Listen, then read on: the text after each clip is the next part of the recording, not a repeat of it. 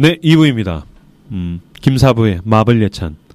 다행히 작년 방송보다 훨씬 더 높은 고퀄의 방송을 준비해 오셔서 아주 흡족하게 1부 진행했습니다. 네, 2부 진행해 주시죠. 네. 바로 2부로 제가 좀 할 얘기가 많으니까 들어가 보도록 하겠습니다. 근데 워낙 지금 물 들어올 때여가지고 유튜브에 보면은 온갖 어벤져스에 대한 뭐 해석이랑 그런 것들이 난무하거든요. 근데 퀄이 떨어지는 것도 굉장히 많아요. 그래서 저희는 또 기독교 방송이고 어떤 인문학적 사유를 추구하는 방송이니까 그냥 그런 거에 대한 여러 가지 장면들을 해석을 하면서 또 제가 2부에는 질문들을 던지고 나눠보는 시간을 갖도록 하겠습니다. 네. 왜 자꾸 인문학거려? 지난번부터. 그래, 그거 웬만하면 쓰지 마, 그런 단어. 욕 처먹어. 지적 사유를 추구하는. 네. 2부에는 이제 내용들이랑 장면들을 조금 뭐 살펴보기도 하고 토론할 부분이 있으면은 토론도 한번 해보도록 하겠습니다. 첫 번째로 제가 유심 있게 봤던 거는 아이언맨이랑 캡틴의 갈등이에요. 이제 아이언맨이 우주에서 이렇게 표류하고 있다가 거의 좌절했다가 우리 캡틴 마블님께서 구해주시잖아요. 네. 그래가지고 우주에서 돌아왔을 때 캡틴 아메리카가 이렇게 부축해주면서 뭐 잠깐 얘기를 나누는데 그게 사실 11호 이후로 처음 만난 거예요. 그렇죠. 11호 이후로 처음 만난 거고 인피니티 워에서도 한 번도 서로 마주치지 않았어요. 아, 그랬구나. 네. 전화기만 이렇게 가지고 있다가 아이언맨이 연락할까 말까 하다가 결국 못하죠. 그래서 넌 없었어 계속 그러고 싸우는 거죠? 네. 그리고 이제 그 후에 이제 회의를 하면서 둘이 막 얘기를 나누는데 토니가 꼬장을 부리잖아요. 그게 무슨 얘기냐면은 어벤져스 2에 나온 그 울트론 계획에 대한 걸 얘기하는 거예요. 그래가지고 그때 내가 이런 울트론들 만들어가지고 이런 사태가 일어났을 때 지구 지키자고 했잖아. 근데 그때 캡틴 아메리카가 뭐라고 얘기했냐면은 아니 그런 일이 지금 오지도 않았는데 뭘 그때 일을 생각을 하냐. 그게 울트론 때 얘기예요? 네. 확실한 거예요? 네. 갑옷이라 그랬는데? 네? 울트론. 아니 갑옷이라 그랬어. 뭐 중요한 거야? 갑옷을 만들자 그랬잖아. 그걸 막기 위해서. 로봇. 갑옷이라고 번역돼 있었어요. 로봇인데? 아니 갑옷이었어. 왜냐면 내가 거냐고. 중요한 거야. 아니 근데 내가 봤을 때도 그 울트론 때가 맞는 것 같아. 그래? 왜냐면 울트론 때 본격적으로 그 아이언맨 그 토니 스타크가 이런 일들이 계속해서 터질 수 있다. 그래서 첫째로는 어쨌든 국가들의 연맹 어떤 기관이 슈퍼히어로들을 컨트롤해야 되고. 그건 11호잖아. 그치? 그거 11호 얘기하는 거 아니야? 아니야. 에이지 오브 울트론 얘기하잖아요. 아, 헷갈렸군요. 나는 그래서 지금 드는 생각이 11호 때의 어떤 계획에 대해서 아이언맨이 얘기한 줄 알았고 갑옷이라는 표현을 써서. 아니 울트론 맞는 것 같아. 울트론 때 그런 거 만들려고 했었을 때 실패해가지고서 울트론이 나오고. 근데 실패했는데 아이언맨이 캡틴한테 그렇게 자기 때문에 실패했는데 막 열받으면서 화를 낸다고? 그렇네. 말이 안 되잖아. 아니 그러니까 그거를 만들자고 시도를 그러니까 하다가 잘못돼가지고 울트론이 됐잖아요. 근데 그거에 대한 일환으로 나중에 비전이 나왔잖아. 근데 캡틴 아메리카가 그거에 대해서 엄청 반발을 했단 말이에요. 그러니까 토니가 그거를 편하게 진행을 못 시켰죠. 그러고 나서 캡틴 아메리카 그때 뭐라고 얘기했었냐면은 그런 일이 일어나지도 않았는데 왜 그거를 계획을 하냐고. 그거 한번 다시 확인해. 맞는데? 그래? 조금 내가 지금 논리적으로 이해가 안 가. 어떤 게? 왜냐면은 울트론에서 자기가 망쳐놓고 네. 그걸 가지고 캡틴 아메리카한테 그러니까 캡틴 아메리카 하자 그랬었는데 캡틴 아메리카가 못하게 해가지고 은밀하게 진행했잖아요. 아니 그것도 그렇고 울트론에서 어쨌든 잘 마무리 짓고 봉합하고 그다음 11호로 넘어가잖아. 네. 근데 11호에서 사실 둘 다 완전히 틀어지게 된 거기 때문에 만약에 아이언맨이 와서 캡틴 아메리카한테 뭔가를 항의한다고 하면 그건 11호에 대한 거겠지. 아니 이 맥락이 있어요. 그때 captain 아메리카 뭐라 그랬냐면은 그런 일이 일어나면 어떻게 할 거냐고 토니 스타크가 물어보니까 우리 같이 지면 된다고. 그렇게 얘기를 해요. 울트론에서? 네, 우리 같이 지면 된다고 그때. 그 얘기 하려고 그랬던 건가? 네. 그래? 그러니까 we will lose라 그런단 말이에요. 캡틴 아메리카. 우리가 같이 지면 된다고. 그러니까 그 이번 작품에서 그 토니가 그런 얘기 하잖아요. 그래 네 말대로 같이 졌어. 어쩔 건데. 막 그러면서 그때 일을 회상을 하면서 이제 막 꼬장을 부렸던 거죠. 오케이. 이거 어떻게 편집하지? 다 살릴 건데. 그래가지고 캡틴 아메리카가 이제 같이 투게더 같이 지면 된다 얘기를 하니까 아이언맨이 그 이제 엔드게임에서 그래 우리 같이 졌다 너 잘났어 그러면 이거 떼가지고 너 이거 갖고 가면서 딱 한 다음에 쓰러져가지고 그렇게 좌절을 하잖아요. 근데 이게 나중에 이제 이게 떡밥이었던 게 뭐냐면은 어쨌든 그 대책이 실패해가지고 지금 타노스한테 완벽하게 다 같이 졌잖아요. 그쵸. 다 같이 진 상황이 돼서 이제 끝났고 근데 이거를 닥터 스트레인지가 마지막 단계라고 예언을 했잖아요. 그 전작 인피니티 네, 워에서. 인피니티 워에서 예언을 했는데 이게 끝이야 그랬잖아 원래. 네. 엔드게임. 가만히 이제 우리 없어. 끝났어. 네. 그래서 그 번역가 몰매를 네. 맞았죠. 네. 쫓겨났죠. 네. 네. 어쨌든 다 같이 졌는데 이게 그 울트론에서 보면은 토니가 그 체면을 걸려가지고 보는 환상에서 나오는 장면이 똑같이 나와요. 엔드게임에서 토르 이렇게 토르도 쓰러져 있고 아이언맨도 쓰러져 있고 캡틴 방패 부러지고 이게 엔드게임 끝에 그 대전투 씬에서 재현이 되잖아요. 근데 이게 그대로 가지 않는 게 뭐냐면은 함께 졌지만은 투게더 함께 졌지만은 또 함께 이기는 진짜 엔드게임이 거기서 이제 열리기 시작하잖아요. 타임 오프에서. 그래서 이것들이 딱 회수가 되면서 와 이거 대단한 서사다. 이걸 차곡차곡 쌓아왔기 때문에 약간의 그러니까 이런 맥락들이 있었기 때문에 그 워프존이 열릴 때 단순히 그냥 모든 그런 마블에 있는 캐릭터들이 쏟아져 나오는 데서만 느껴졌던 희열은 아니었다는 거죠. 그러니까 그런 장면들이 딱 재현이 되면서 이제 함께 졌던 어벤져스 멤버들이 이제 함께 이기는 그런 길로 갈 때 오는 그런 서사의 힘이 컸었던 것 같아요. 네. 그러고 나서 이후에 타노스가 어이없게 죽어요. 이제 타노스가 그 인피니티 스톤을 사용한 다음에 모아나 한번 가가지고 이제 타노스 죽여버리자고 캡틴 마블이 얘기를 해가지고 타노스가 있는 행성에 가가지고 거기 타노스를 탐색한 다음에 그냥 아무 뭐 전투 병력도 없고 혼자만 있다고 그래가지고 갔는데 타노스가 농부가 돼 있어요. 그렇죠. 그래서 타노스가 타농부가 돼가지고 이렇게 터벅터벅 걸으면서 이렇게 망고 같은 거 하나 딱 지어가지고 와가지고 찌개 끓여가지고 소금 이렇게 뿌려가지고 먹으려고 그러는데 급습해가지고 팔을 잘라버리거든요. 그죠. 나는 자연인이다 찍고 네. 있는데. 그래가지고 깜짝 놀랐어요. 맨날 타노스에 대한 이야기만 듣다가 내 머릿속에 있는 타노스는 약간 반지의 제왕에서처럼 약간 형이상학적인 그 약간 신적 존재 이런 건 줄 알았는데 웬 할배가 농부야. 터덕터덕 걸어. 그래서 초반에 그렇게 목이 잘려서 죽어가지고 깜짝 놀랐어. 그 뭐 뒷부분에서 더 얘기를 하겠지만 타노스가 가진 그 악역임에도 불구하고 그 매력은 뭐냐면 도덕적으로는 큰 문제가 없을 정도로 느껴진다라는 굉장히 철학적인 악당. 그러니까 굉장히 어떤 이데올로기적인 악당이지 윤리 도덕적인 악당이 아니라는데 그 매력이 있는 것 같아. 그러니까 세상을 지배했어. 그리고 다 파괴했어. 그럼 지는 제왕같이 사느냐? 시골로 가서 농부처럼 나는 자연인이다. 이제 내 사명은 끝났으니 나는 소박하게 살겠다. 그게 이제 타노스의 매력이죠.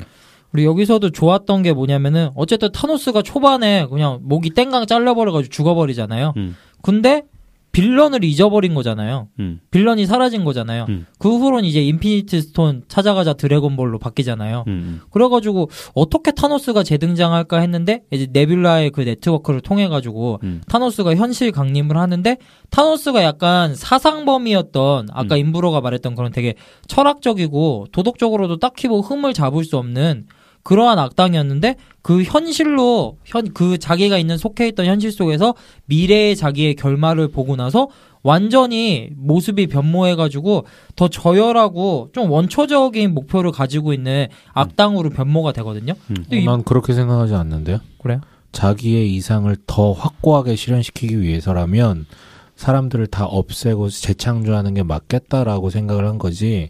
갑자기 사람이 저열해지거나 자기 실패를 예견하고 그렇게 바뀌었다라고 생각하진 않아요.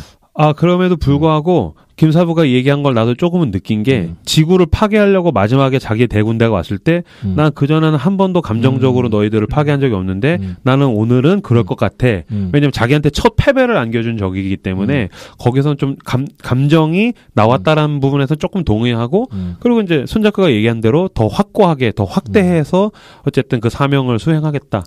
그러니까 뭐 손자크가 얘기한 부분도 맞는데 그 전에는 그래도 뭐라고 할까?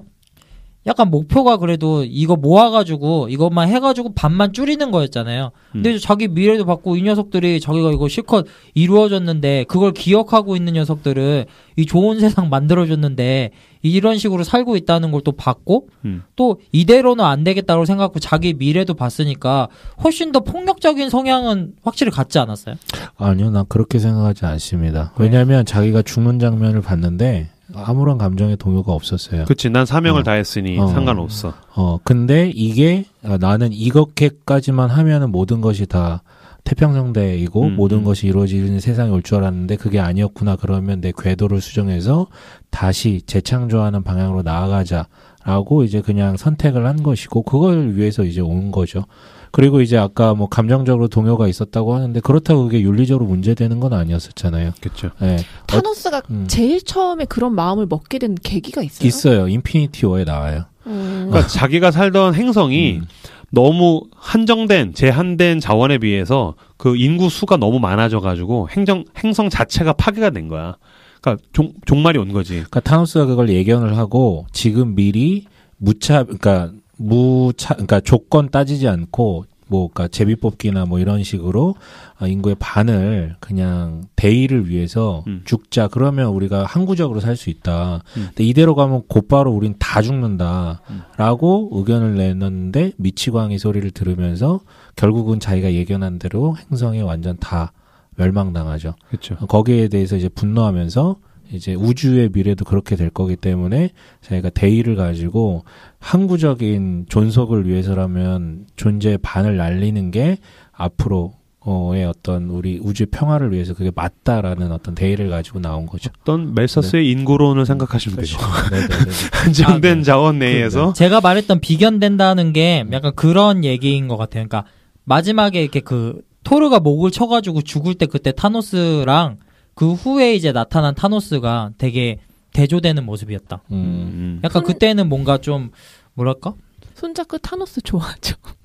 타노스 좋아하진 않아요. 제가 예전에 김사무가 타노스 같다 그러지 않았어, 손 작가한테? 나한테? 그런데 나 이 방송 준비하면서 봤는데 나는 되게 타노스적인 사람이야. 그 타노스를 구분을 하는데 어떤 사람이 뭐라고 얘기했냐면 극단적인 공리주의자라는 거야. 그렇죠. 그러니까 공리주의라는 건 뭐냐면 다수의 이익을 위해서는 어떤 소수의 손익을 이렇게 좀 제거해도 된다. 말 그대로 다수를 위해서는 소수를 제거해도 된다라는 의견.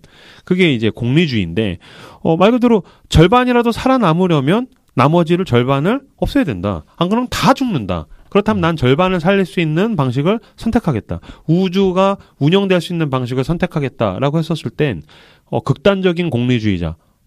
저도 약간 그런 면이 있거든요. 그럼 질문을 해보면은 그런 극단적 공리주의 같은 삐뚤어졌지만은 확신에 가득한 사상은 어떻게 만들어지는 걸까요? 그거 어떻게 만들어지는지는 모르겠는데. 그게 문제인 거죠, 사실은. 그 어떤 합리적 판단이라는 거, 공리라는 어떤 이게 모두에게 이익이 될 거다라는 판단이라는 게 자기는 되게 객관적이고 수치상으로 이게 맞다라고 생각해서 결론을 내지만 영화에서도 그랬듯 그거는 자기 경험에 의한 것이었지 우주 전체로 확장시킬 수 있는 보편적 법칙이 될 수는 없었거든요. 그치. 근데 이제 그게 문제였던 거죠. 그리고 이 공리적인 결론을 내놓는 데 있어서 함께 논의를 한 게 아니었고 어벤져스가 주는 메시지도 그거잖아요. 각자 다르고 심지어는 너무 다투기도 했지만 결국 공동의 목표를 위해서 무너진 경험도 있었고 하지만 같이 일어서서 같이 싸운다 이런 개념이지만 타노스의 대의는 사실은 자기 경험에서 나온 것도 있지만 자기가 그 원칙을 갖고 자기가 이루려 했던 것에서 이제 문제가 됐던 거잖아요. 저는 그렇게. 그 사실 이제 어떤 독재자들이 내세우는 이데올로기는 그쵸. 처음에는 다 그거죠. 네. 나는 공리를 위해서 등장했다. 나 없으면 너희들이 어떻게 경제 성장을 하고 너희들이 밥을 굶고 너희들이 죽어가는데 나는 이들을 위해서 등장을 했다. 그래서 사실 독재자를 좋아하는 사람들의 심리에는 뭐가 있냐면 저 사람은 이타적이라는 거예요. 그리고 우리 공동체를 위하는 사람이라는 거지. 그런 면에서 이제 독재자한테 사람들이 좀 환호하기도 하고 끌리기도 하고 심지어 그를 그리워하기도 하지. 그는 공리를 추구하는 사람이니까. 그 실제로 그런 약간 저는 타노스를 보면서 히틀러 같다는 생각했었거든요. 그렇지. 근데 그 홀로코스트를 보면은 그것도 그냥 그 사람이 유대인에 대한 반감을 가진 개인의 감정으로 한 게 아니라 1차 세계대전 이후로 독일이 굉장히 어려워졌잖아요. 거의 망했죠. 네, 그래가지고 그런 것들 이제 전체적인 맥락에서 원래 유대인 학살이라고 부르는 게 아니라 뭐라고 불렀었냐면은 유대인 문제에 대한 최종 해결책이라고 얘기를 했대요. 그걸 그런 식으로 해가지고 전체적인 이제 정서들을 끌고 와가지고 그것도 어떻게 보면 극단적 공리주의로 해가지고 홀로코스트를 일으킨 거죠. 그렇죠. 어쨌든 이 열등한 인종이 네. 우월한 인종인 우리를 억압하고 있고 우리가 당하고 있다. 이 인종 청소를 하지 않으면 다 같이 망하게 될 것이다. 뭐 그런 명분이었던 거지 나치즘도. 근데 청취자분들도 아니 그런 말도 안 되는 선택과 말도 안 되는 것을 좋아하는 사람들이 있다고? 근데 이제 공리주의에 대해서 가장 와닿게 설명하는 가장 좋은 예가 뭐가 있냐면 당신이 기관사야. 기차가 가고 있어. 근데 이 기관사가 기차를 운전해서 가는데 저 앞에 5명의 인부들이 선로에서 이제 공사를 하고 있는 거야. 그럼 이대로 가면 5명이 쳐서 죽어. 근데 내가 이 선로를 바꾸면 옆에 있는 쪽으로 가서 1명이 죽어. 마이클 샌델 교수님 같은데. 그거예요. 지금 그 얘기하는 거거든. 근데 그 철로에 있는 사람이 자기 아들이야. 그러면 예수님 이야기가 되죠. 그치. 갑자기 예전에 교회에서 봤던. 그러니까 교회에서 영상. 모스트인가? 그 다리. 그러면 네. 당신은 그냥 이 기차에 대해서 손대지 않고서 가서 5명을 치게 할 것인지, 아니면 내가 뭔가를 작동해서 이 대를 살리고 소를 희생할 것인지. 이게 이제 공리주의에 대한 갈등이거든요. 그럼 나는 무슨 선택할 것인가? 그럼 난 솔직히 얘기하면 난 5명을 살리는 거거든. 그런 선택, 난 레바를 바꿔서 5명을 살리겠다. 그러면 이제 당신도 타노스. 그럼 인부로는 핑거스냅 하겠네요.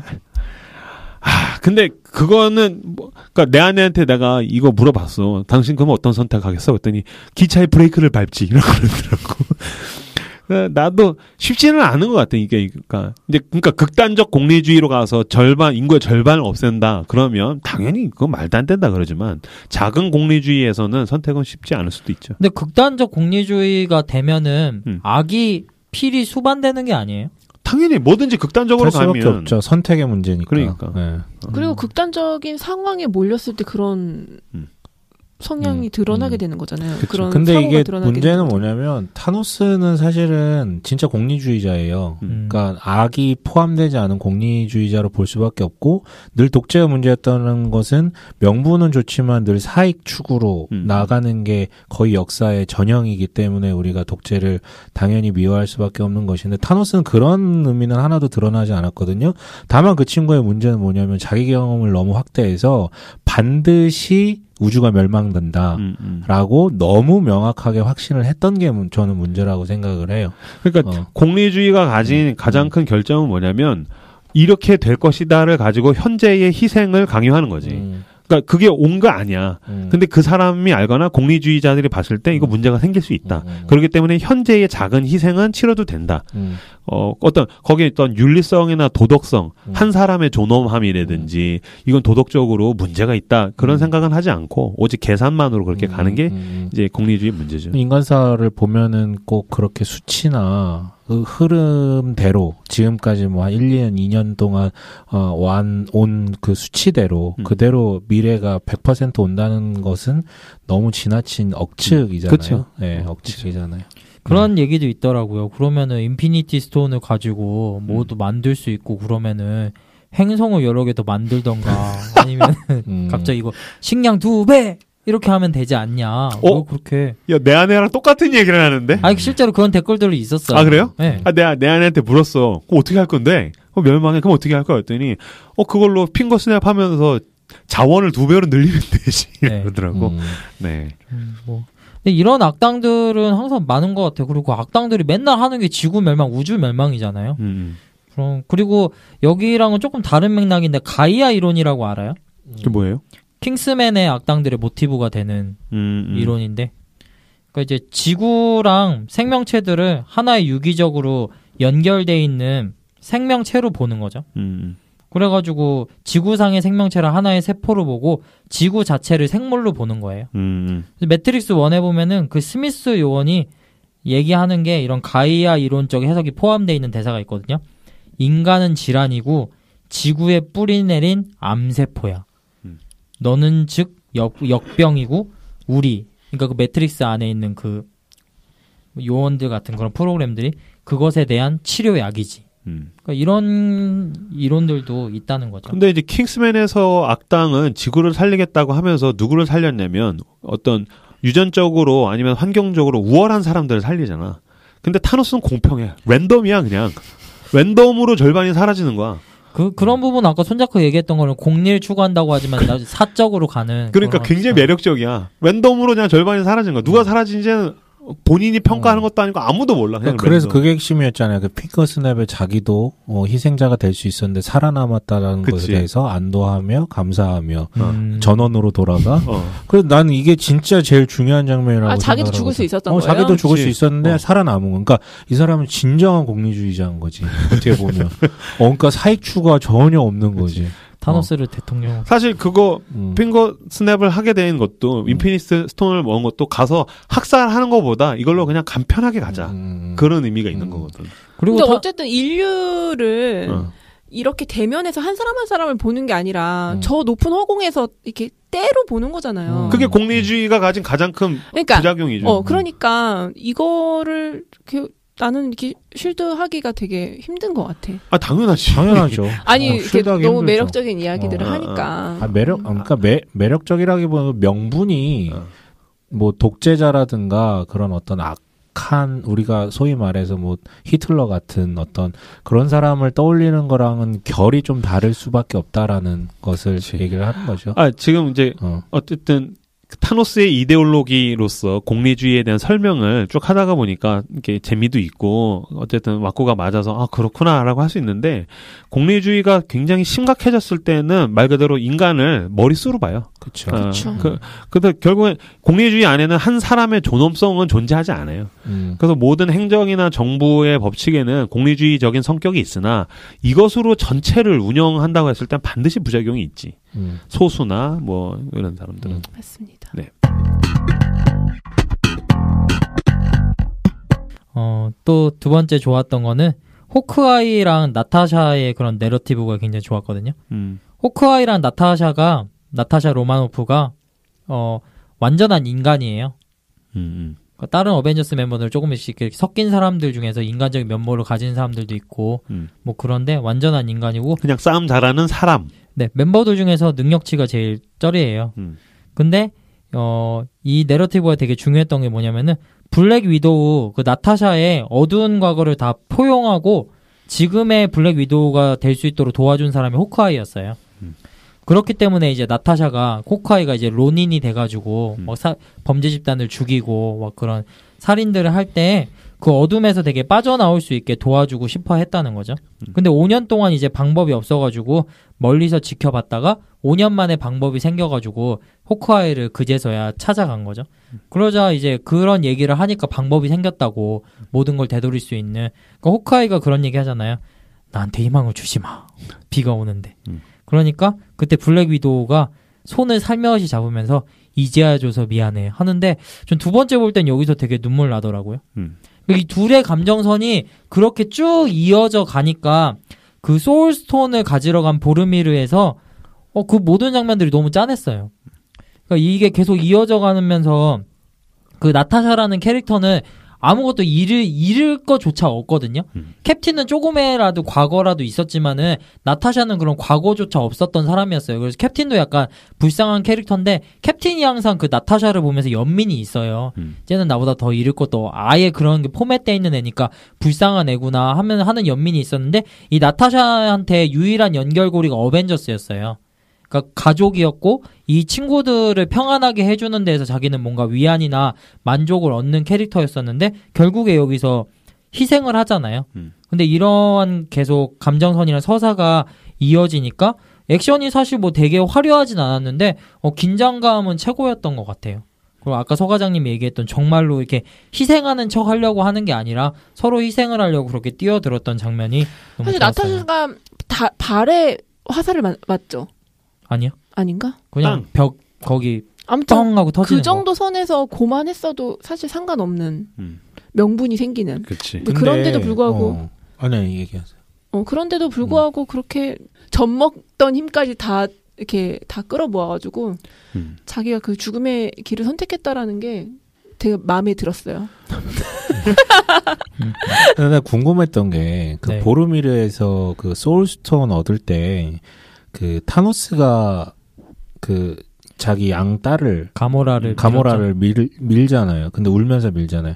근데 그게 이제 소울스톤을 얻기 위한 조건이 사람의 영혼이에요? 아니면 가장 사랑하는 대상의 가장 사랑하는. 근데 가장 사랑하는 그게 대상이잖아. 번역상의 오류라고 아, 그래요? 가장 사랑하는 게 아니라 그러니까 소중한 어떤 것이 더 맞는 그래? 번역이더라고요. 아, 소중한 어떤 그러니까 거. 가장 사랑하는이라고 얘기하면은 손자크가 얘기한 오류가 될 수가 있겠죠. 그래서 그래서- 나는 그게 좀 이해가 안 가더라고. 왜 약간 지네 둘이 왜 불륜같이 싸우지? 되는. 사랑했나? 그렇게 볼 수도 있네. 그 또 되게 웃기는 짤이 뭐였었냐면은 그러면은 둘이 싸우지 말고 그 단시간에 옆에 있던 걔를 서로 소중하게 여길 수 있게 친해지라고 뭐 그런 얘기도 그 있었어요. 안내자를 사랑한 네. 다음에 걔를 집어 던지라고. 네. 나도 거기 진짜 감동했어. 막 너무 은혜 받았어. 정말. 진짜. 진짜 그 은혜를 알고 은혜를 갚는 거잖아. 그냥 순수하게. 그 나타샤 입장에서는 호크아이가 나를 사랑해줬고 그 은혜로 내가 사람 노릇을 하면서 살 수 있었기 때문에 정말 내가 은혜를 갚기 위해서 내 생명을 던진다. 어떤 이런 그리스도인의 삶 아니겠습니까? 호크아이가 그러잖아요. 나는 내가 한 일 알잖아요. 난 실수를 많이 했어요. 그러니까 나타샤가 나는 실수한 것으로 사람을 판단하지 않아. 호크아이가 나타샤한테 그렇게 해줬거든요. 그래서 그 장면 너무 좋았어요. 그러고 나서 이제 실패한 토르가 나와요. 이 장면도 되게 충격적이었어. 사람들이 토르는 항상 토르가 어벤져스에서 사실 헐크는 CG니까 실제 피지컬은 제일 좋죠. 그렇죠. 캡틴 아메리카도 어떻게 보면 상대가 안 되죠. 그래서 유명한 짤로 이제 토르가 딸에 이렇게 안고 가는 짤이 있거든요. 인터넷 검색해 보면. 근데 핫도그 짤이라 그래요. 토르가 190이 넘는 거구니까. 아 그래? 190이 넘어? 195 정도 돼요. 엄청 크구나. CG 처리를 했는데 헐크의 어깨까지 오잖아요. 근데 이렇게 딸을 안고 가는데 딸이 너무 상대적으로 작으니까 핫도그를 들고 간다 그래가지고 토르 핫도그 짤이라고 나오거든요. 근데 그 토르 늠름했던 토르가 뉴 아스가르드라는 데 이제 로켓이랑 헐크가 같이 되게 귀엽게 트럭 타고 가잖아요. 그래서 갔는데 얘가 완전히 살이 이렇게 흘러내리는 녹아져 내리는 아이스크림처럼 돼가지고 완전히 망가져 있는 거예요. 그러니까 토르가 실패를 한 그 상처에서 벗어나지를 못하는 거죠. 토르가 왜 이러한 실패감에 깊이 젖어 있냐면은 왜 인피니티 워에서 토르가 타노스의 목을 안 쳤는지 알아요? 왜? 그 타이밍에 스톤 브레이커 가지고 목을 딸 수 있었잖아요. 이번 엔드게임에서 쳐가지고 땄잖아요. 근데 목을 안 친 이유가 있었어요. 뭔데? 타노스가 로키를 죽일 때 가슴을 찔러가지고 죽였거든요. 로키의 칼을 가지고 그거에 대한 복수를 하기 위해 가지고 일부러 이렇게 가슴을 꿰뚫어가지고 좀 더 고통스럽게 죽이려고 했던 거예요. 근데 결국 그것 때문에 핑거스냅을 하잖아요. 그러니까 자기가 결정적인 찬스를 잡았고 그거를 할 수 있었는데 결국에 자기는 해내지 못했다라는 실패감 속에 담겨 있는 거예요. 그리고 소중한 사람들을 토르는 다 잃었어요. 인피니티 워에 보면은 가디언즈 오브 갤럭시랑 합류하는 되게 역사적인 장면이 있잖아요. 근데 토르가 뭐 이렇게 자기 불행한 거에 대해서 막 얘기를 하면서 그 부분이 약간 웃기기도 했는데 살펴보면은 이렇거든요. 친구를 잃었어요. 동생도 잃었어요. 누이를 죽였고 아버지도 잃었어요. 어머니도 잃었어요. 그러면서 토르가 이렇게 그거 로켓한테 얘기하면서 막 눈물 한 방울 흘리잖아요. 굉장히 이러한 상처들이 있는데 타노스도 막지 못했고 또 뭐 하나가 분노가 됐냐면은 자기가 어쨌든 엔드게임에서 초반에 타노스의 목을 쳐가지고 죽여버리잖아요. 근데 결국 복수의 대상마저 잊어버리게 됐어요. 그러니까 완벽하게 이런 실패 가운데로 들어가 버리게 되었다는 거죠. 근데 이러한 토르가 일어설 수 있었던 거는 어머니와 가디언즈 오브 갤럭시 멤버와의 합류였다는 거죠. 네. 이 부분이 굉장히 좋았어요. 실패한 사람은 어떻게 일어나게 되는 건가요? 저는 무슨 또 이 질문을 하면서 무슨 생각을 했었냐면은 복서들 보잖아요. 복싱 선수들 보면은 위대한 전설적인 선수들이 의외로 그런 기록이 많아요. 50전 49승 1패. 이러고 은퇴해버리는 거예요. 근데 롱런 하는 사람은 뭐 70전 45승 뭐 신무 뭐 몇 패 이런 식으로 가는 걸 보면서 어떤 패가 좀 있어야지 롱런 한다고. 그러니까 토르는 실패하는 법도 몰랐고 실패하고 다시 일어나는 법을 몰랐던 사람이라는 거죠. 그치. 그래서 실패하는 사람은 어떻게 일어날 수 있는가? 토르를 보면서 그런 생각들을 했어요. 근데 토르 어머니가 토르를 만났을 때 한 번에 얘가 미래에서 온 토르라는 거 알아보잖아요. 그러고 나서 뭐 이렇게 위로의 말을 해줄 줄 알았더니 이런 얘기를 해요. 넌 패배자가 된 거야. 그 토르가 뼈 때리지 마요. 뭐 이런 식으로 얘기를 하잖아요. 그러고 나서 이 어머니가 참 지혜로운데 그런 말을 하더라고요. 이제야 남들이랑 똑같아진 거야. 이 부분이 되게 좋았어요. 제 아내가 제 아내가 이 영화 보고 나서 그러는 게, 이 영화에는 현명한 여자들만 등장한다고. 지혜롭고 현명한 여자들만 등장한다고 막 그 얘기를 하더라고요. 그 중에 이제 최고가 그 엄마였죠. 미래에서 왔는지도 한 방에 알아보고. 어떻게 알았어요? 난 마녀였어. 물론 이제 슈퍼히어로 영화에서 논리적 개연성을 따지는 건 우스운 일이지만 어쨌든 굉장히 지혜로운 엄마. 저도 좋았어요. 여자들이나 아시아닌, 흑인들 되게 골고루, 그러니까 우리가 흔히 얘기하는 이렇게 뭐 이렇게 평등함 이런 것들을 물리적으로 구현하려고 인위적으로 애썼다는 생각이 들더라고요. 아, 당연하지. 그래야 흑인도 보고 여자도 보고 아시아인도 보고 되게 막 뭐라 그러지? 인권적이다 이런 생각이 드는 게 아니라 되게 전략적이다. 노력했다. 그럼. 아니 대놓고 자기적인 장면이 있어요. 캡틴 마블이 이제 그 피터 파커 스파이더맨한테 스파이더맨이 이렇게 건틀렛 안고 쓰러져 있는데 쓰러지기 전에 타노스가 이제 그 완다 막시모프에 해가지고 완전히 찢겨질 만큼 고통 당하는데 안 되니까 다 포격해 그래가지고 우주선에서 포격하는데 저기서 이제 포격이 갑자기 하늘로 딱 향한 다음에 저기 뭐가 있지? 막 얘기를 하는데 캡틴 마블이 나타나가지고 우주선을 부숴버리잖아요. 그래서 딱 그 스파이더맨 앞에 나타나가지고 피터 파커 하이 이런 다음에 건틀렛 줘? 딱 가진 다음에 저기를 어떻게 돌파하려고요. 그러니까 캡틴 마블이 지원군이 있어. 딱 얘기를 하는데 그 지원 사격을 해준 사람들이 다 여자였어요. 그치. 지원군이 왔어 하는데 여자들이 짜자자자장 나오죠. 네. 그것도 약간 대놓고 그렇게 한 거. 우리는 여성 팬들이 많이 봤으면 좋겠어요. 막 그런 거지. 그리고 타노스가 이렇게 뭐 그걸 날려가지고 피하고 나서 캡틴 마블이 계속 가는데 3명이 빔을 쏴요. 그 페퍼포츠가 쏴고 그 블랙팬서의 나라의 그 군대 장군이 쏴고 한 명이 완다가 그렇게 빔을 쐈는데 이것도 어벤져스 에이지 오브 울트론에서 토르랑 아이언맨이랑 비전이 셋이 빔을 쏴가지고 울트론 녹이잖아요. 그거를 오마주 한 거죠. 그래서 여자 셋이서 빔을 쏘는 거예요? 네, 그런 깨알 같은 것들이 있어요. 그 스파이더맨이 위기에 빠졌을 때 그 여성들로만 이렇게 구성된 영웅들이 쫙 등장해서 도와줄 때 제 아내가 영화 끝난 다음에 근데 왜 여자들이 저 꼬마애를 지켜줘? 그래서 무슨 소리야 스파이더맨이야 그랬더니 그렇구나 그러더라고요. 네. 아무튼 뭐 토르 얘기하다가 여기까지 왔는데 근데 그게 인위적인 게 아니라 실제 시리즈가 있다 그러던데 마블 코믹스에 있어요. 그 여성 히어로들로만 구성된 히어로 팀이 이게 만화가 원작인 거 아니에요? 맞아요. 그러니까 인터널즈인가? 걔네가 굳이 있어요. 막 뭐 여성 물론 이제 그런 의도도 있겠지만 그게 없는 내용을 갑자기 인위적으로 조합시켜서 보내준 게 아니라 실제 있다고 얘기를 하더라고요. 그렇죠. 네. 그래서 토르를 보면서 그런 좀 넘어짐과 실패에 대해서 조금 생각을 할 수 있게 되었어요.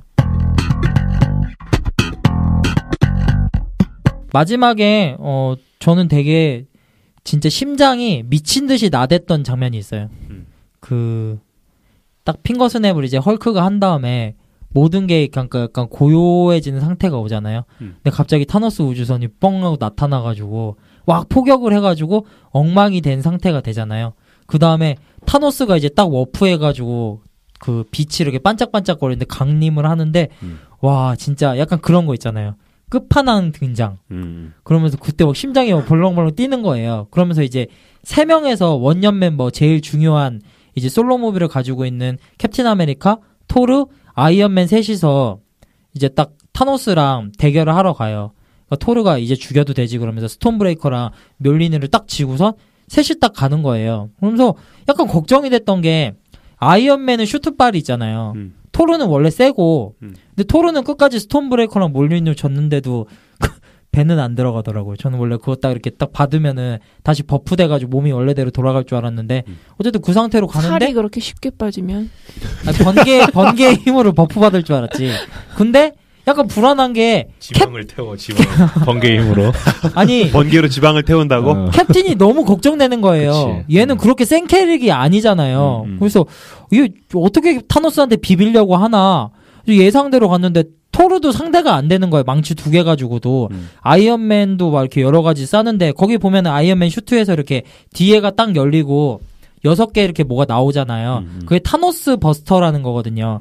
아이언맨 1에 보면은 토르랑 아이언맨이 싸워요. 싸우는데 토르가 처음에 이렇게 쫙 해가지고 아이언맨한테 뿌리니까 아이언맨이 이렇게 맞는데 갑자기 자비스가 400% 에너지 충전됐습니다. 이렇게 얘기한단 말이에요. 그거 원리를 이용해가지고 그걸 쐈을 때 그 에너지 충전으로 인해가지고 쏘는 타노스 버스터까지 했는데도 상대가 안 돼요. 그리고 결국 토르랑 타노스랑 1대1로 붙다가 스톤 브레이커를 이렇게 딱 잡았는데 타노스가 그걸 잡고서 이렇게 여기에다 몰아세우잖아요. 그리고 나는 뮬리느가 움직이는 장면이 보이길래 저게 토르한테 당연히 가겠거니 생각을 했는데 갑자기 뮬리느가 딱 오더니 캡틴이 딱 지는 거예요. 근데 그 순간에 극장에 있는 모든 사람들이 와 하면서 소리를 질렀어요. 진짜로. 제가 2번 봤는데 첫 번째는 인브로가 페이스북에 썼던 것처럼 사람들이 다 경건해가지고 마음이 엄청 부드러운 거예요. 뭐만 나와도 다 웃고 완전 축제였는데 2번째 보니까 사람들이 안 웃어요. 안 웃었는데 그 장면에서는 사람들이 똑같이 와 하더라고요.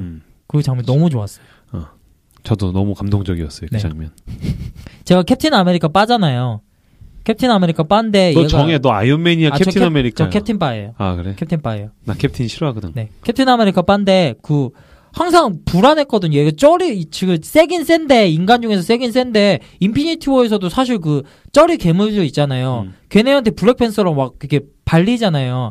상대가 안 돼가지고 얘 타노스한테 도대체 어떻게 하려고 그러나 하는데 탁 멸리느를 지는 순간에 버프 받아가지고 막 그걸로 타노스를 후들겨 패는 게 너무 좋은 거예요. 그리고 보면서 뭐가 보였냐면은 이제 멸리느는 마블에서 고결함을 상징하는 물건이거든요. 그래가지고 캡틴 아메리카가 그거를 들여 올렸다는 거는 이 세계관 속에서 캡틴 아메리카를 고결하다고 인정을 했다고 저는 봤어요. 이게 또 뭐랑 이제 겹치냐면은 어벤져스 왜요? 어벤져스 서과장 표정이 뭐가 고결하냐? 아니라 망치를 들며 고결하냐? 내가 쉬는 시간에도 물어봤잖아요. 그치. 왜 유난히 이 사람이 고결해야 하는가? 그치. 그거는 덕력이 있는 사람들한테는 그거 인정받았다고 할 수 있겠지만 그게 아니 그냥 그 전쟁에 참여한 모든 사람, 그치. 다 그러니까 고결한 모든 거지. 어벤져스 팀이 한 사람 한 사람이 다 고결한 거 아니에요? 대표성이죠. 그러니까 이제 서과장의 의견은 그 전쟁에 이타적으로 참여한 모두가 고결한데 왜 그 중에서 캡틴 아메리카만 고결하다고 하여 그 망치를 들 수 있느냐? 그니까. 그 자리에 싸우고 있었잖아. 내가 얘기하잖아. 슈퍼히어로 영화에서 무슨 개연성을 찾아? 네. 그러니까 고결함에 어떤 이렇게 상중하를 나누는 것 같아서 싫더라고요. 상중하라기보다는 캡틴이 계속 그런 11년 동안 그런 상징으로 돼 있었으니까. 나눠져 있어요. 개런티로 나눠져 있습니다. 개런티를 많이 받는 자가 고결하다.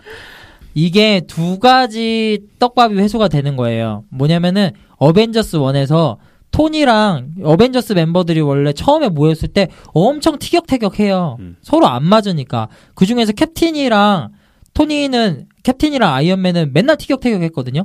그러면서 캡틴이 얘기하는 게 그거였어. 아이언맨 처음에 봤을 때 야 가서 슈트 입고 와. 엄청 유치했거든요. 슈트 입고 와 한 판 붙게. 그래서 아이언맨이 유치하다고 막 그렇게 얘기를 하니까 캡틴 아메리카가 아이언맨한테 너 희생도 모르는 놈이라고. 너는 동료들이 철장에 있을 때 네가 이렇게 깔려가지고 그 동료들의 발판이 될 수 있겠냐고 엄청 올드한 얘기를 하니까 아이언맨이 철장 자르고 같이 가면 되지 뭘 받쳐줘 그런 얘기를 해요. 그러니까 캡틴 아메리카 말빨로 안 되니까 슈트 입고 와 한번 뜨게 계속 그 얘기만 하거든요. 근데 아이언맨이 그때 한 얘기가 뭐냐면은 네 특별함은 모두 실험실에서 나온 거라고. 너 약발로 그렇게 된 거잖아. 너 아무것도 아니야. 그러면서 캡틴 아메리카는 어떤 희생의 상징이었고 토니 스타크는 그거랑은 좀 멀었던 사람이었었는데 마침내 엔드게임에서 캡틴 아메리카가 고결함의 상징인 묠리느를 지게 되잖아요.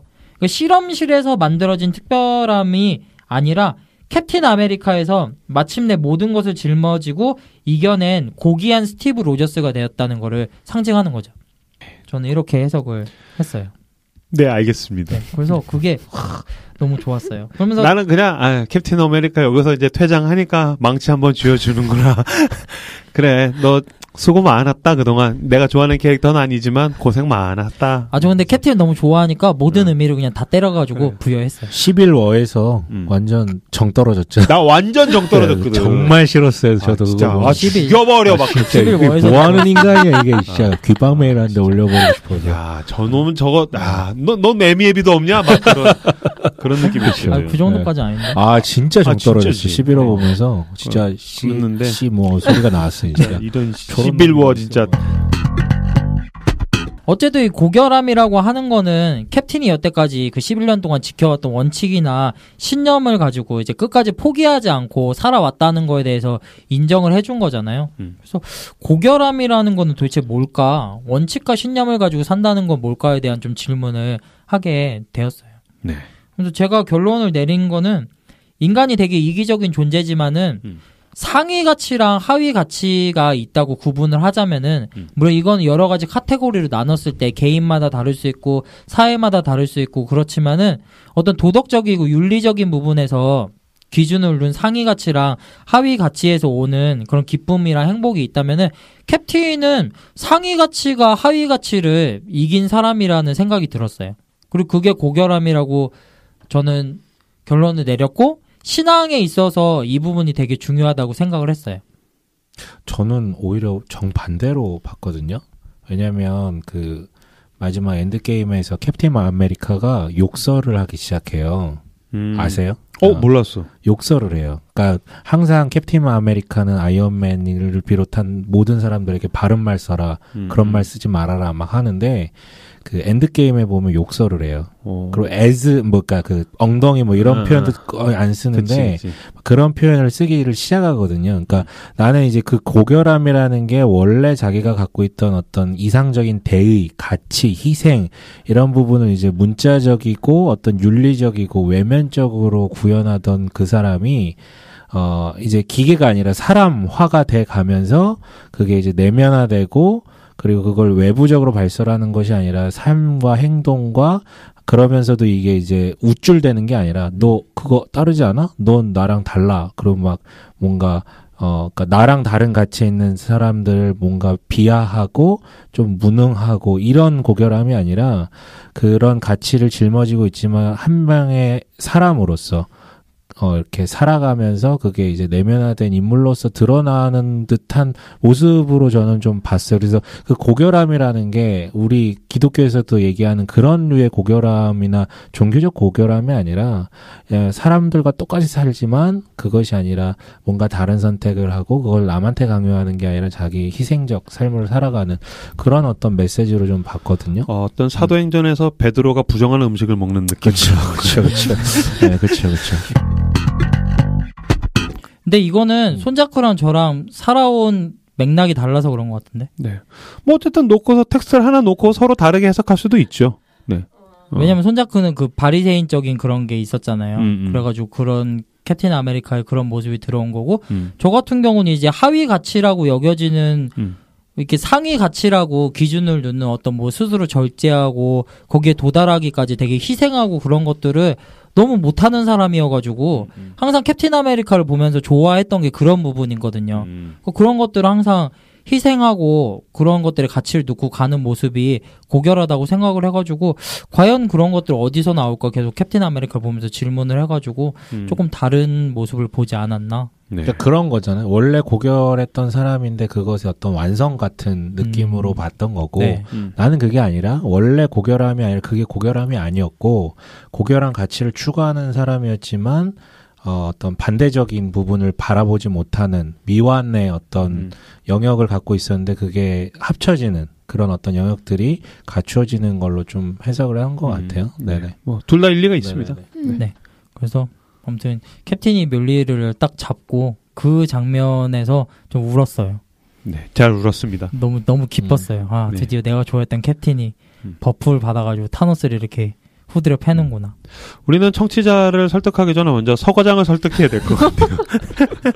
난 얘가 방송하면서 이렇게 뚱한 표정 짓는 거 처음 봤네요. 앙담은 입술과 팔짱을 끼고 있는 게 풀리지를 않아요. 무슨 얘기를 하든 그래?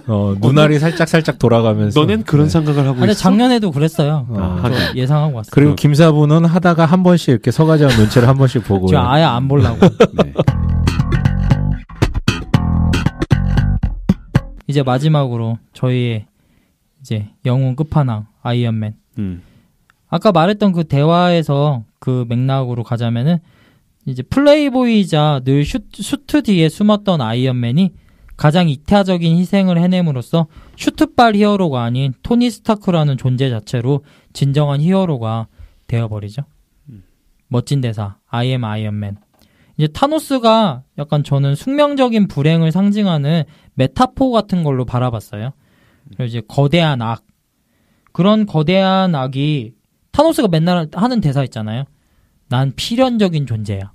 그런 악들이 우리의 삶에 필연적이면 숙명처럼 거부할 수 없게 다가올 때 거기에서 토니가 그 인피니트 스톤을 딱 타노스가 뺏어가지고 난 필연적인 존재하면서 핑거스냅을 했는데 그걸 뺏은 다음에 자기에 딱 넣어가지고 한 대사가 I am 아이언맨이잖아요. 그렇죠. 타노스가 I am inevitable. 네. 난 필연적 존재야 라고 했더니 무슨 소리야. I am 아이언맨. 간지. 와.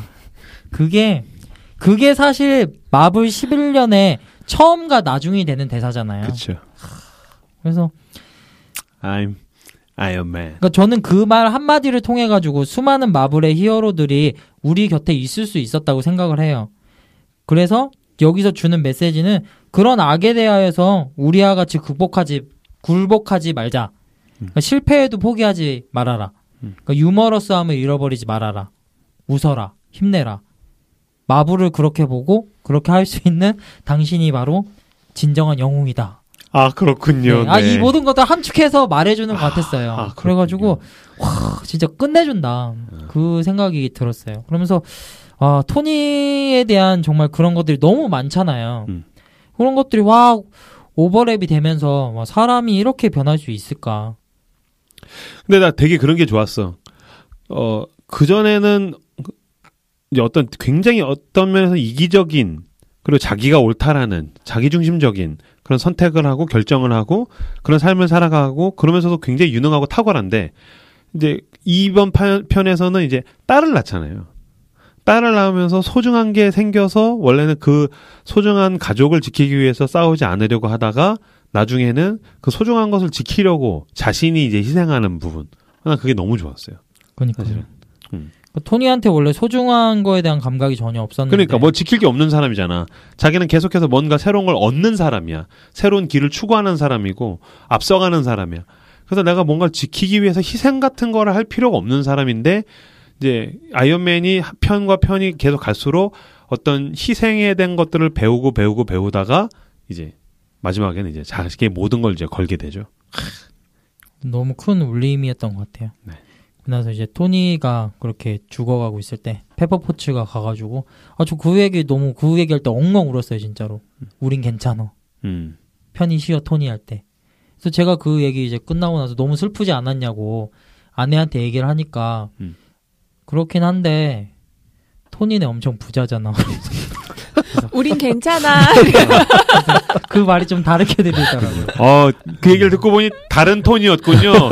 내가 생각했던 목소리 톤은 내가 딸을 지킬게. 우리는 괜찮아. 당신 고생 많았었는데 우리는 괜찮아.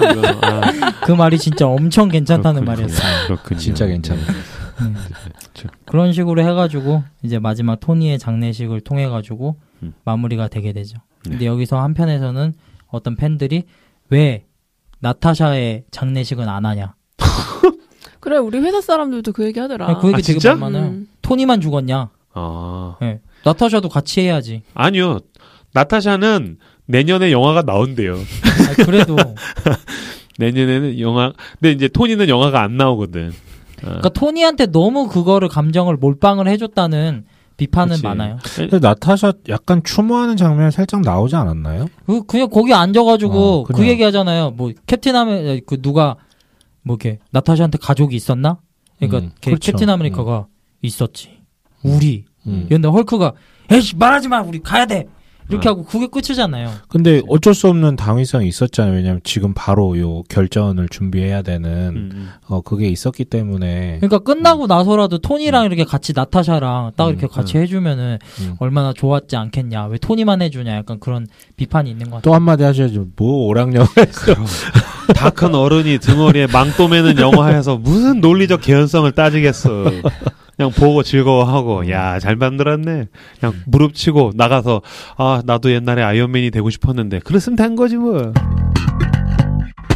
그리고 끝으로 이제 캡틴 아메리카가 평행 우주를 통해 가지고 인피니티 스톤을 다 갖다 주고 딱 5초 안에 돌아온다. 5, 4, 3, 2, 1 땡 했는데 없어요. 저기 벤치에 앉아 있어. 그걸 두고 또 많은 네티즌들이 봐줄 때까지 앉아 있었던 건가? 도대체 언제부터 거기 앉아 와서서. 있었던 거냐고. 벤치 아래 이렇게 숨어 있다. 근데 이게 평행 우주에 대한 원래 그 시간 여행에 대해서 우리가 현실 세계의 일이 아니기 때문에 이걸 설명하는 일이 너무 어려워요. 그래서 영화 같은 데서 루퍼라는 영화 브루스 윌리스랑 조셉 고들레빗 나온 영화에서 어떻게 그거를 설명했냐면은 브루스 윌리스가 그 젊은 조셉 고들레빗한테 평행 우주 시간 여행이라는 건 말이야 설명하려고 썰을 풀다가 에이 쉣 때려치워 말해봤자 어차피 못 알아들어. 이걸 퉁치거든요. 근데 약간 어벤져스에도 지금 그런 면이 있죠. 그럼 네. 과거로 돌아가는 영화는 다 오류투성이에요. 그냥 그렇다 하고 거기서 주어진 그냥 그 시간에서 그냥 보는 거지. 타임머신 영화. 그러니까 시간 여행 영화는 다 그래. 그런 식으로 해서 캡틴이 마지막에 샘한테 방패 물려주고 뭐 이렇게 뭐 얘기해달라고 하니까 그녀랑 어땠냐고. 근데 이것도 너무 꼬인 부분이 많아가지고 아주 영리하게 아니 말하고 싶지 않아. 그러니까 복잡하니까 그런 식으로 해서 춤을 추는 장면으로 우아하게 맞춰져요. 근데 내가 진짜 캡틴 아메리카 안 좋아하나 봐. 나는 그 할아버지 나을 것 같다는 느낌 들었거든. 딱 나왔을 때 아 유치해 막 그런 거 계속 대화할 때 말도 안 돼 유치해. 저는 그 할아버지가 클린턴 이스트우드인 줄 알았어요. 개똥 같은 소리 하지 마. 진짜 똑같이 생겼어요. 봐봐요. 뭘 똑같이 생겼어. 똑같이 생겼어. 나 궁금한 건 그거 하나야. 뭐야? 그 할아버지가 그 캡틴 아메리카가 분장한 거야? 네. 그런 것 같던데. 그치? 네. 그러니까 나 할아버지 배우를 고용한 건가 아니면 분장한 건가? 근데 약간 분장한 느낌인데라고 생각은 들었어요. 감독이 분장했다고 하더라고. 크리스 에반스가. 그리고 이제 엔딩 크레딧이 다 올라가고 쿠키 영상이 없어요. 그렇죠. 대신 땡 하는 소리가 나죠. 망치질하는 소리. 아이언맨 처음에 동굴에서 만들었을 때 쳤던 그 소리로. 그렇죠. 그렇게 해서 이 위대한 11년의 서사가 마무리됩니다. 네. 그 개봉날 아침에 가서 봤는데 엔딩 크레딧 올라가는데 다 같이 막 박수를 치면서 어떤 큰 훌륭한 공연을 본 것처럼 우레와 같은 박수로 진짜 11년 동안 수고 많았다. 즐거웠다 덕분에 저는 우리 아이언맨 형님을 로다주 형님을 향해서 박수를 쳤죠. 네. 즐거웠습니다. 저도 다음날 새벽 기도에 가서 기도하는데 아무 무의식적으로 기도하는데 갑자기 토니의 영혼을 위해서 기도하고 있더라고요. 내가 미쳤구나. 네, 한마디씩 하시고 시간이 돼가지고 마무리 줘야 될 것 같습니다. 네, 우리 가장 재밌게 들으신 우리 서 과장님. 이렇게 사소한 것에서 깊은 이야기를 끌어내고 꺼져. 너 표정 재수없어. 그것들을 볼 줄 알고 들을 줄 아시는 여러분들이 참 위대하십니다. 네, 네 오랑캐님 감사합니다. 네, 어서 귀화하시기 바랍니다. 네, 우리 서 과장님 메일로 그동안 마블 영화들 보내주시면 감사하겠습니다. 네. 우리 손 작가님. 재밌게 들었습니다. 네.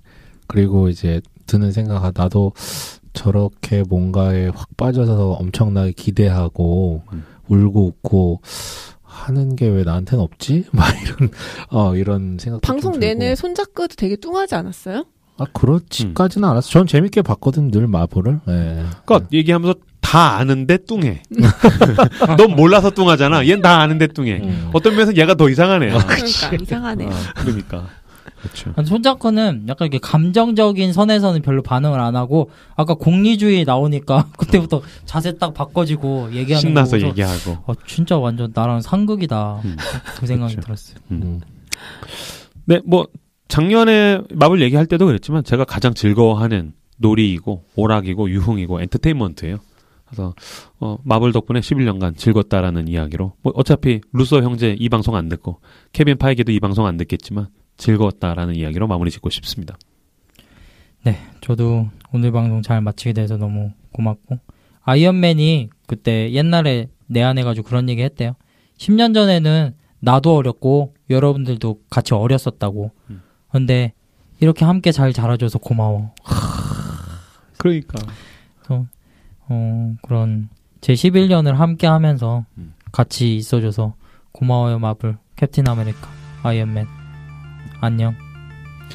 네, 여기까지 하시고 오늘 방송 마치도록 하겠습니다. 함께해 주셔서 감사합니다. 감사합니다. 감사합니다.